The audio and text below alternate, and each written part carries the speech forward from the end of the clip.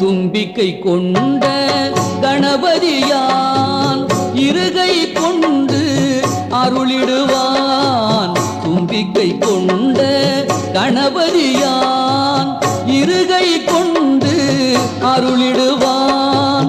குணசீலன் அவன் சிவபாலன், குணசீலன் அவன் சிவபாலன். பிள்ளையார் பட்டியில் குடியிருப்பான், பிள்ளையார் பட்டியில் குடியிருப்பான். தும்பிக்கை கொண்ட கணபதியான் இருகை கொண்டு அருளிடுவான்.